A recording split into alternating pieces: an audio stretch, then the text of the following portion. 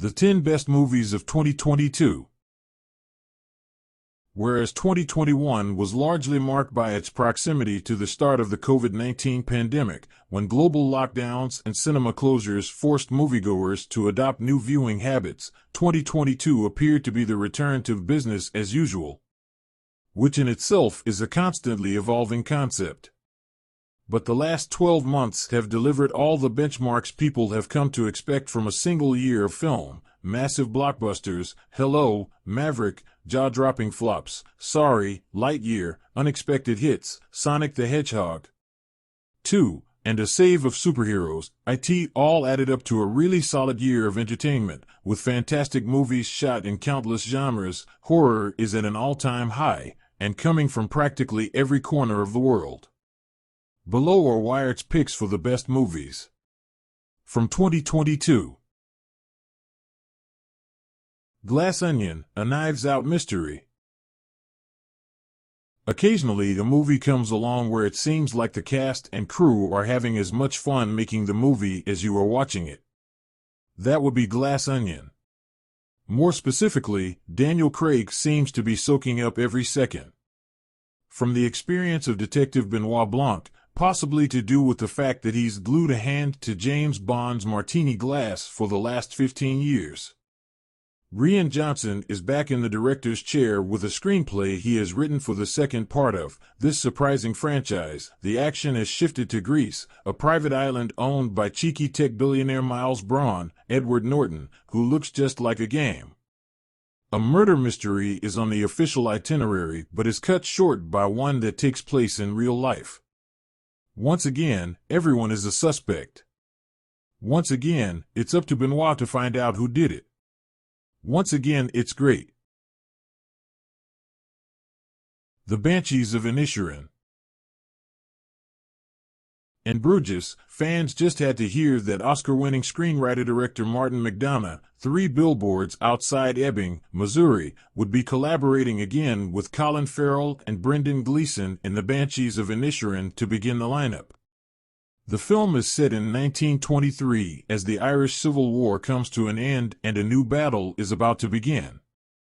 Porrick, Farrell, and Colm, Gleeson, are longtime friends whose relationship comes to an abrupt end when Colm simply decides he's had enough of his old friend. That's not a good reason for Porrick, who tries to move things forward with Colm and soon realizes he wasn't the wisest choice. McDonagh's dark and absurd wit comes into its own when men are at war with one another. Fingers will be lost, a donkey will die, and The Banshees of Inisherin is sure to draw a lot of attention when it comes to the Oscars. The Batman. DC may still have some work to do in figuring out their expanded universe, your turn, James Gunn, but tapping into Matt Reeves to bring a new Batman to life in his own movie corner turned out to be a great move. Somehow finds a new path on Bruce Wayne's beaten paths, mostly dropping the origin story to chronicle a hero finding his way while still stumbling along the way.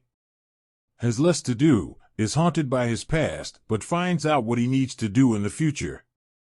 Paul Dano is suitably creepy as serial killer Riddler, Zoe Kravitz injects wit and energy as Catwoman, and Colin Farrell is almost unrecognizable as he chews up the set as future crime boss Oswald Cobblepot, aka the Penguin. Gotham is a gritty, rain-soaked reality set to the soundtrack of Nirvana's Something Along the Way, but while the graphics are thoughtful, superbly shot by cinematographer Greg Fraser, The Batman is a vibrant new take on a comic book icon. Jackass Forever. Is it a risky move to name Jackass Forever one of the best movies of 2022? Yes. Do we still do it? Aha. Okay, so Jackass isn't for everyone, but if you're into it, you're totally into it, even if you end up watching some of the choking stunts with your hands over your eyes. 2 words, Zach Sashimi. He best encapsulates the team's mantra when he explains that concussions aren't cool. But as long as you have them before you're 50, that's fine. All Quiet on the Western Front. Edward Berger's updated adaptation of Eric Maria remarks All Quiet on the Western Front may have seemed unnecessary, but that doesn't make it any less engrossing. Or violent.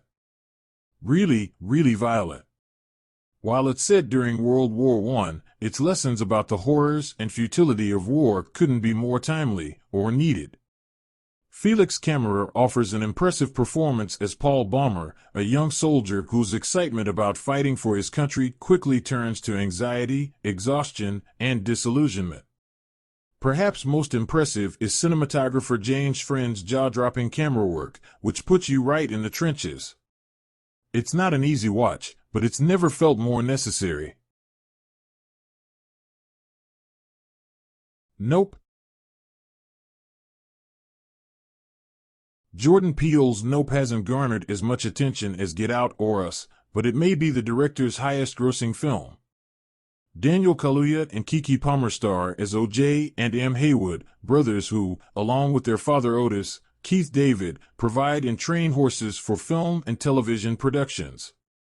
When Otis is killed by a coin falling from the sky, O.J. and M. set out to investigate. In the sky around your home.